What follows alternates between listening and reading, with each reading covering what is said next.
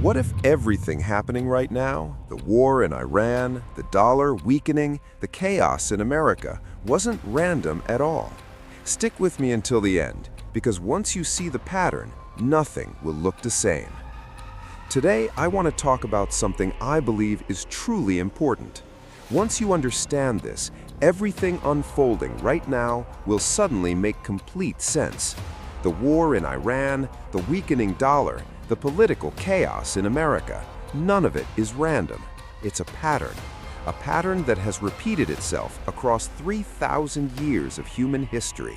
And right now, America is following that pattern almost perfectly. Let me introduce you to a historian named Sir John Glubb. Most people have never heard of him, but I believe he is one of the most important historians of the 20th century.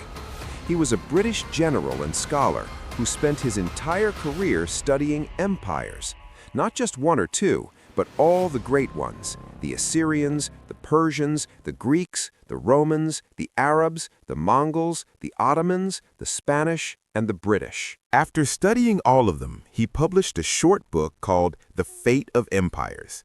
In that book, he made one of the most remarkable observations in all of historical scholarship. He said that all empires, without exception, go through the exact same stages, the exact same sequence, every single time. And the average lifespan of a great empire is 250 years. Now, I want you to hold that number in your head. 250 years. America is 249 years old. Let's walk through these stages together, because once you understand them, you'll see exactly where America stands right now and why everything happening was always going to happen. Stage 1 is what Glubb calls the Age of Conquest. Every empire begins the same way. It's lean, hungry, disciplined, and full of raw energy. It expands through military and economic superiority. At this stage, there's no corruption because there is no wealth yet to corrupt. There's no complacency because there is no comfort yet to grow lazy about. For America, this was roughly from 1776 through World War II. Think about what that took. 18-year-old boys landing on Normandy Beach, factories running 24 hours a day, a nation with one clear purpose. When it was over, America didn't just win, it rebuilt its enemies. The dollar became the world's reserve currency. America was genuinely the most powerful civilization in human history. Stage 2 is the Age of Commerce.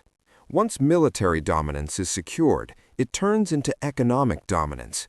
Living standards rise, the middle class grows. For America, this was the 1950s and 60s. Factory workers could afford houses, cars, and vacations, all on a single salary. The dollar was backed by gold. American science put a man on the moon. It feels like it will last forever, but it never does. Stage 3 is the Age of Affluence. This is where things start to go wrong. Wealth creates comfort. Comfort creates complacency, and complacency creates a dangerous thought.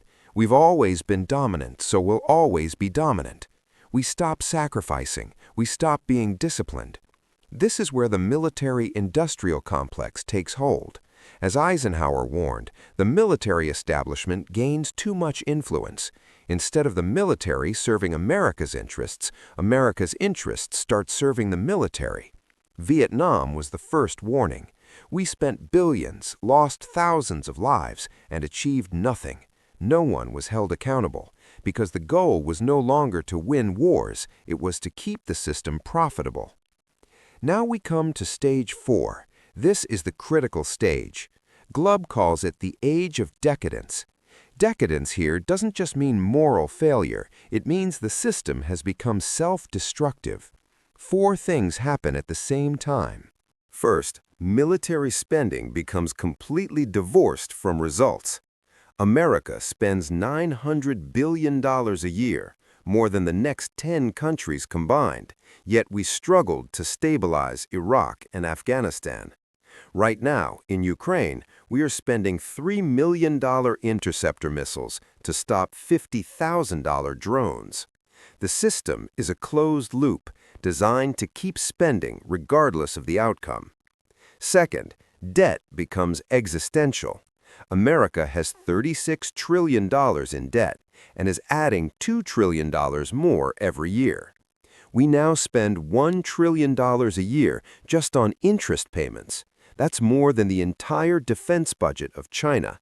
We are in a mathematical spiral. Third, the empire weaponizes its currency until it can't anymore. By freezing assets and using sanctions, America gave every other country a reason to abandon the dollar. That is why BRICS is rising. That is why Saudi Arabia is selling oil in yuan. America thought it was punishing enemies. Instead, it accelerated its own irrelevance. Fourth, the social fabric breaks. Wealth is at the top, stagnation is at the bottom, and infrastructure is crumbling. The country is internally fractured while facing massive external pressure. People ask, why don't the people in charge fix this? The answer is the prisoner's dilemma. Every individual actor, the defense contractor, the bank, the politician, makes the choice that is best for them. But together, those choices create catastrophe. No empire has ever escaped stage 4 from within. Stage 5 is collapse. It doesn't mean the country vanishes, but it loses its status. It happens through a currency crisis, the loss of allies, and internal rupture. Look at Britain. In 1939, they had the largest empire in history. By 1949, it was over. America is 249 years into a 250-year cycle. We are seeing a war we cannot win, a debt we cannot repay, and a currency the world is actively replacing. This isn't a conspiracy. It's rational self-interest from the rest of the world producing a historical result. The question isn't whether America reaches stage 5. The historical record shows a 0% survival rate without radical transformation. The only question is how fast and what comes next. Understanding this isn't about being pessimistic, it's about clear thinking. The purpose of studying these patterns is to understand the present so we can think more wisely about the future. I am Professor Jiang Xueqin. This is Jiang Intel.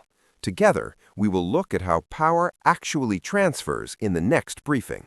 Don't forget, subscribe, like, and share video with your friends. Thank you for watching.